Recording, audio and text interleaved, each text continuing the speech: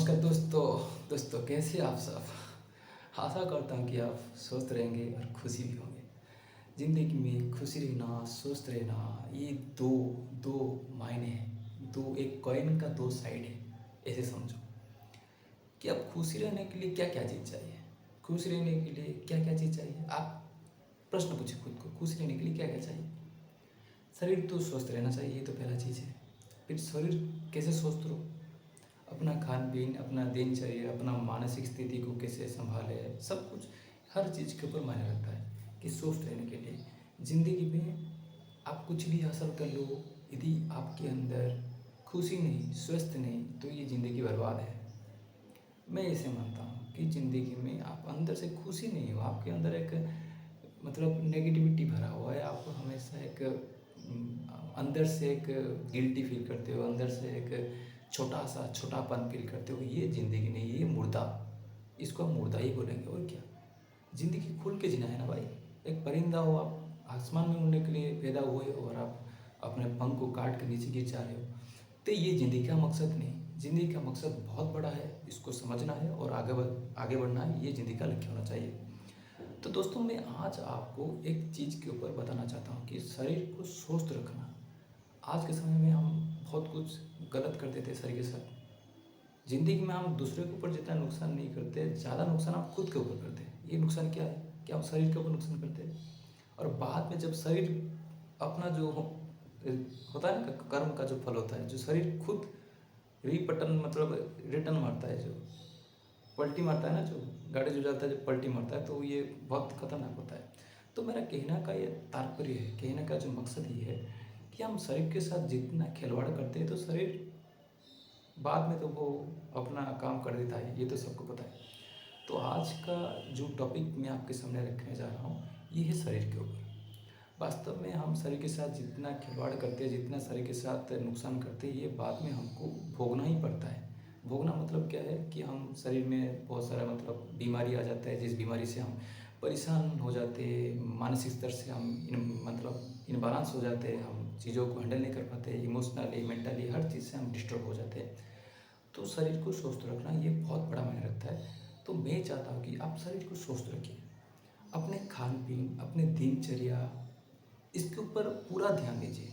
आप कैसे सोते हो, क्या खाते हो, कैसे अपना दिनचर्या चलता है, किस चीज़ आपको ऊपर हावी हो रहा है, ये चीज़ बहुत मायने रखता है। क्योंकि हम इस भाग दौड़ दुनिया में इतना हम उलझ जाते हैं कि खुद का ख्याल नहीं रख पाते। जब खुद का ख्याल नहीं रखेंगे तो भाई ये शरीर जिंदा रहेगा तो काम करेगा, भाई जिंदा नहीं रहेगा तो भाई काम कैसे करेगा। तो बात बहुत साफ है कि आप इसको केयर नहीं करेंगे तो भाई ये पलटा देगा। ये पलटा देगा मतलब पूरा ऊपर ले जाएगा। तो इसलिए इसका केयर रखो। Self care is the fast care.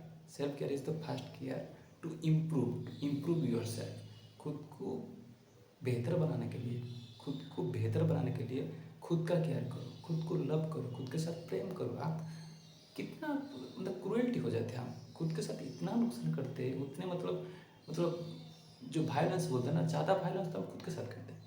क्योंकि जितना कचरा हम अपने अंदर भरा हुआ है, ये वास्तव में हम तो बाद में तो वो दुनिया में हम इस कचरा को फैलाते हैं। तो ये चीज़ पहले आप खुद के अंदर जो कचरा है इसको साफ करो। दूसरा चीज़ है क्या,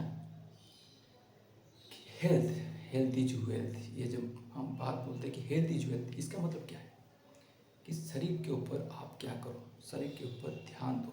कैसे ध्यान देना चाहिए शरीर के ऊपर? शरीर के ऊपर ऐसे ध्यान देना चाहिए, आप क्या खा रहे हो।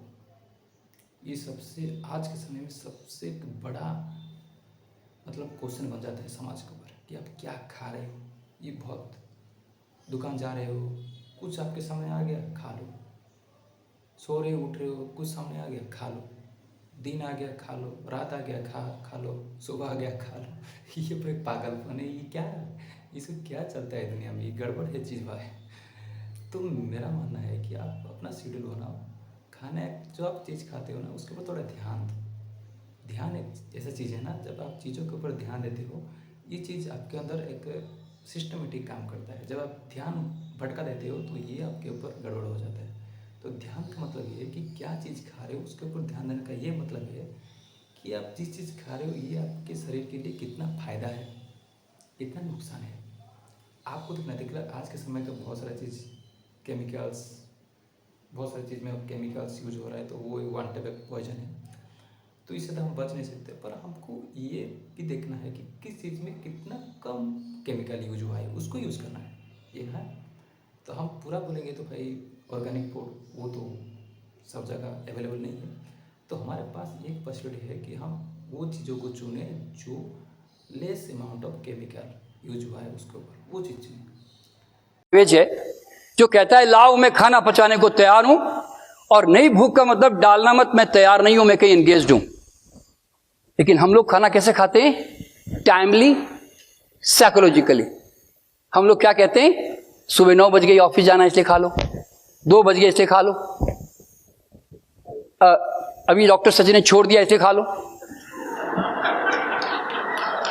शाम हो गई इसलिए खा लो, घर में आ गया इसलिए खा लो, आज मैंने खाया नहीं इसलिए खा लो, बेकार में जाएगा इसलिए खा लो, ज्यादा बन गया इसलिए खा लो, मुफ्त में मिल रहा है इसलिए खा लो।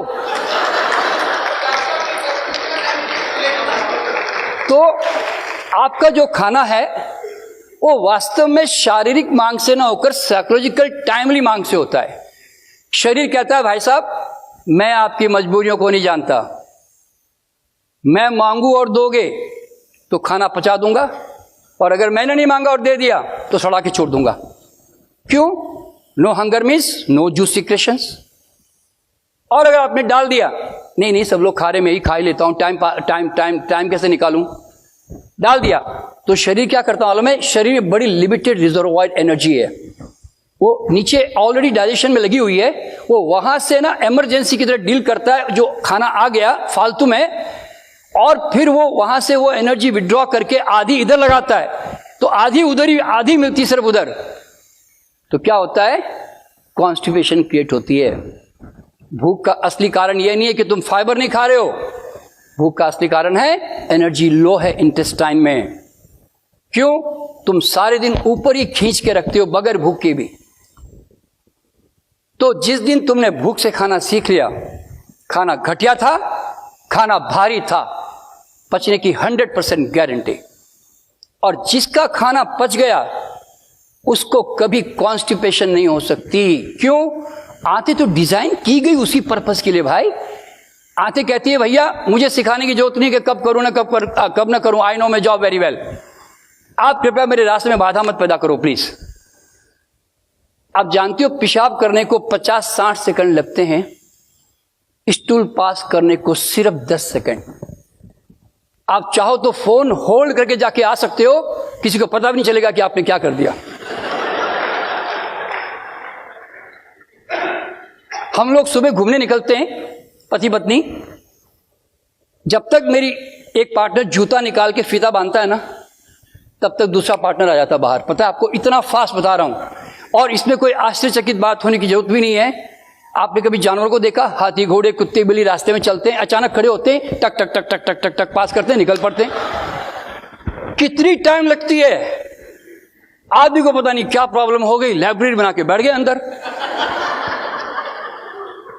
अरे भाई इतनी समस्या नहीं है मोशन में।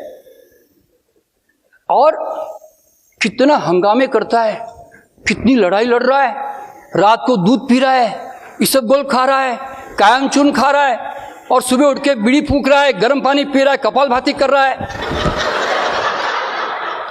अच्छा हुआ भगवान ने किडनी अंदर कर दी, वरना पता नहीं पेशाब कैसे करता। लड़े जा रहा है शरीर से। तो दोस्तों जीवन फाइट नहीं है, फ्लो है, फ्लो। लड़ो मत जीवन से, इसके कानून के साथ जुड़ो।